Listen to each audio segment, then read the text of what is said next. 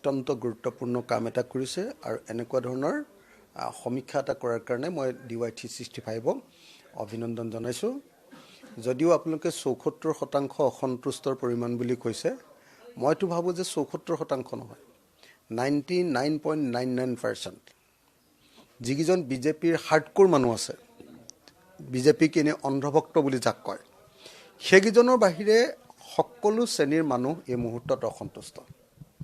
আমাৰ খেতিয়কসকল অসন্তুষ্ট, আমাৰ শ্ৰমিকসকল অসন্তুষ্ট, আমাৰ হাজিৰা কৰি খোৱা মানুহবিলাক অসন্তুষ্ট, আমাৰ ৬ জনগোষ্ঠী অসন্তুষ্ট, আমাৰ মহিলাসকল অসন্তুষ্ট, আজি আমাৰ কি কয় আপোনাৰ চাকৰিয়ালসকল অসন্তুষ্ট, অসমৰ ব্যৱসায়ীসকল অসন্তুষ্ট, অসমৰ সাংবাদিকসকল অসন্তুষ্ট, অসমৰ সংগঠনসমূহ অসন্তুষ্ট, অসমৰ মইতো ভাবোঁ যে ১০০% মানুহে এই সময়ত অসন্তুষ্ট।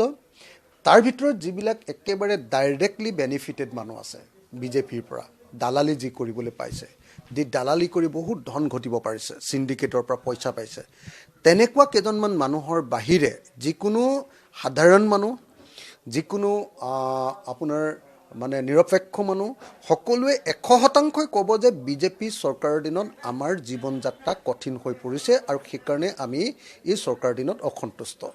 মূল্যবৃদ্ধিৰ যিটো বোজা, সেই বোজাটোৰ পাছত কোনে ক'ব যে আমাৰ অৱস্থা ভাল হৈছে?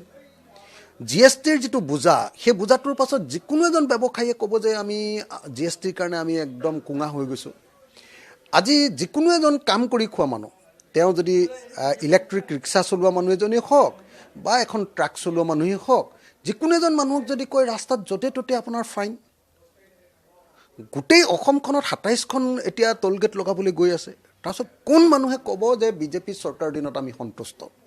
সেইকাৰণে যদিও আপোনালোকৰ তাত ৭৪% অসন্তুষ্ট বুলি কৈছে, মই ভাবোঁ যে এইটো ৭৪% নহয়, বিজেপি চৰকাৰৰ কাৰ্যকালত ১০০% মানুহে অসন্তুষ্ট আৰু তেওঁলোকৰ চেলা চামুণ্ডা আৰু তেওঁলোকৰ অন্ধভক্ত আৰু তেওঁলোকৰ দালালবিলাকৰ বাহিৰে মই ভাবোঁ ১০০% মানুহেই অসমত আজিৰ দিনটোত বিজেপি চৰকাৰৰ বিৰুদ্ধে অসন্তুষ্ট। তেওঁলোকক মই এটা কথা কৈ দিওঁ যে DY365 এই যিটো সমীক্ষা কৰিলে, তাৰপিছতে আন কাৰোবাৰ জৰিয়তে এটা ডাঙৰ সমীক্ষা কৰি আপোনালোকৰ তথ্যটো ভুল বুলি আকৌ নেশ্যনেল কোনোবা মিডিয়াৰ জৰিয়তে সমীক্ষা এটা কৰি আপোনালোকক ভুল প্ৰমাণিত কৰিবলৈ তেওঁলোকে চেষ্টা কৰিব, ১ নম্বৰ। আৰু যেতিয়ালৈকে সেইটো তেওঁলোকে ভুল প্ৰমাণিত কৰিবলৈ সক্ষম নহয়, তেতিয়ালৈকে DY365 মিছা কথা কৈছে, DY365 চৰকাৰ বিৰোধিতা কৰিছে, DY365ৰ ওপৰত প্ৰেছাৰ দিয়া কাম তেওঁলোকে আৰম্ভ কৰি দিব।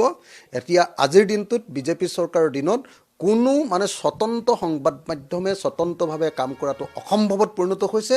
মানুহৰ ওপৰত এনেকুৱা অত্যাচাৰ এই চৰকাৰখনে চলাইছে যে সংবাদ মাধ্যম আজিৰ দিনটোত চৰকাৰৰ বহতীয়া হৈ থাকিবলৈ বাধ্য হৈছে।